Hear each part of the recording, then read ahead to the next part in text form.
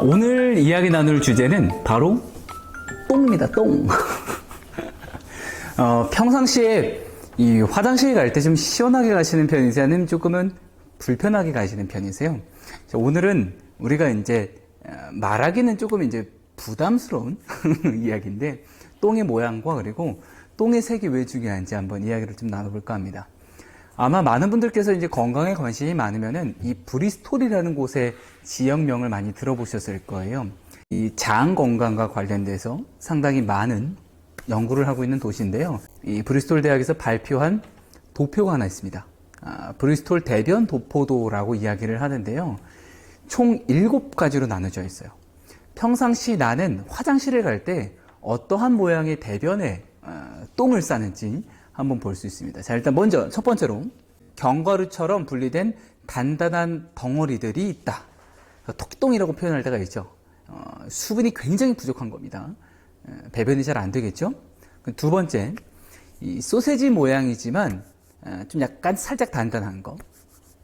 그리고 소세지 같지만 표면에 금이 가 있는 것. 그리고 네 번째 타입은 소위 우리가 길쭉한 바나나 모양이라고도 얘기하는데요.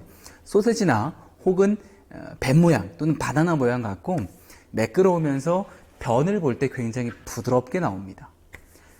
다섯 번째는 윤곽이 뚜렷하고요. 이 가장자리에 방울방울들이 들어있어서 수분이 어느 정도는 조금 괜찮게 있는 상태.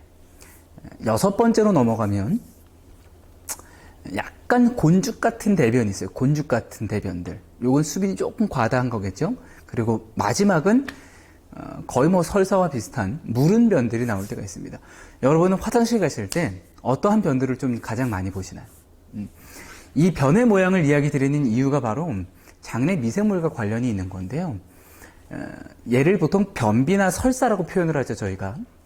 변비 같은 경우에는 식생활 중에 수분이 부족한 것도 있지만 장내 미생물들의 종류가 부족해서 소화할 때의 힘이 좀 약한 겁니다. 대장 내에서 소화를 시킬 때 좀 부담이 되는 거죠. 그리고 설사를 자주 한다는 건요, 장 속에 유해균들이 많다는 얘기예요. 물론 수분 흡수를 제대로 못하는 것도 있지만 장 속에 유해균들, 특히나 체내에 독소들이 많기 때문에 자꾸 빼내줘야 되는 거죠. 밖으로 배설을 시켜줘야 되는 거죠. 그렇기 때문에 자꾸 변비가 생기거나 설사를 하게 되는 이유가 있는 겁니다. 변비와 설사를 고치시려면요, 제일 첫 번째로 보셔야 되는 게 장내 미생물의 균형을 잡아주셔야 되는 부분 첫 번째로 봐주셔야 되고요. 두 번째로 변을 보고 나면은 변의 색들이 있어요.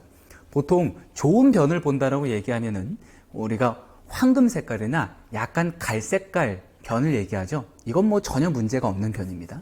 근데 대변의 색이 조금 다를 때가 있어요. 흔히 경험할 수 있는 게 변비가 있으신 분들이 변에 피가 묻어 나오는 경우가 있어요. 이런 경우에는 직장 출혈, 그러니까 소위 말하는 항문이 이제 찢어지는 경우가 있죠. 변이 너무 딱딱해서. 이런 경우가 있고요. 녹색일 때가 있어요. 녹색일 때는 위장관 감염이나 설사 유발 질환을 의심을 해야 될 부분이 있고, 노란색은 담낭 질환이나 과도한 지방을 섭취했을 때 있고, 마지막으로 회색은 간 질환이나 췌장 질환을 의심할 수 있을 때 나오는 변의 색입니다. 아마 이 똥 얘기하니까 영화 한 장면이 좀 생각이 나는데요. 광해라는 영화 혹시 보셨나요? 그 중에서 주인공이 그 매화틀이라고 해서 소위 말하는 똥통이죠. 변기. 매화틀에 이제 변을 보는 장면이 나오는데, 변을 보고 나면은 그 변을 들고 어이에게 갑니다. 어이에게 가서 검사를 맡죠.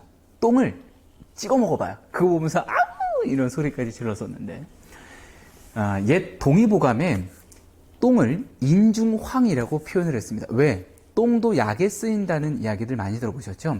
인중황이 어떤 녀석이냐면 동의보감에 이렇게 설명이 되어 있습니다. 똥은 해열작용이 있어서 유행성 열병, 열 때문에 생기는 모든 독과 부스럼, 균독 등을 치료하고 어혈을 풀어 피를 맑게 하는 데 쓴다라고 설명이 되어 있습니다.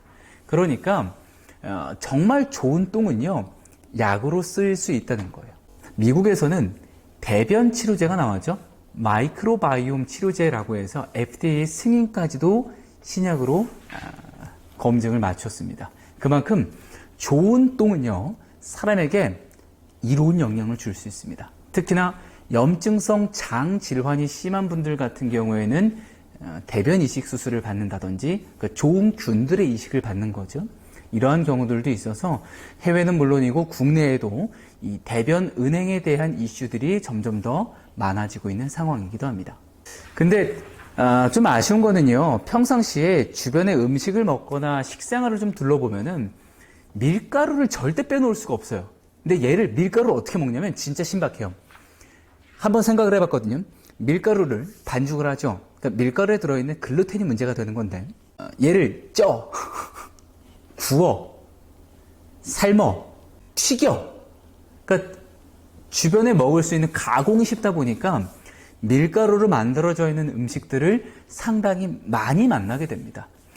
다음 장에서 설명을 드릴 거지만 이러다 보면은 우리가 소위 말하는 장누수 증후군이라는 녀석과도 가까워질 수 있는 위험도가 높아지기 때문에 평상시에 이런 밀가루나 가공되어 있는 식품들, 인체 내 염증을 일으킬 수 있는 음식들은 좀 최대한 많이 줄여주시고 몸들이 살아날 수 있는 음식들을 챙겨주셔야 되는 이유들이 있는 거죠.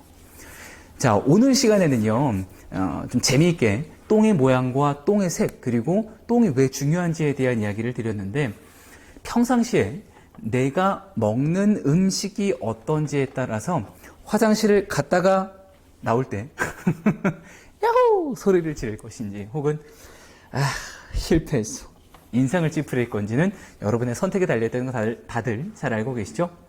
자, 오늘도 내 몸을 살려주는 음식들, 그리고 내 몸에 살고 있는 장내 미생물들을 살리는 음식들을 섭취해 주시면서 상쾌한 하루 보내시기 바라겠습니다. 자, 그러면은 저는 다음 콘텐츠, 다음 장에서 또 뵙도록 할게요. 안녕.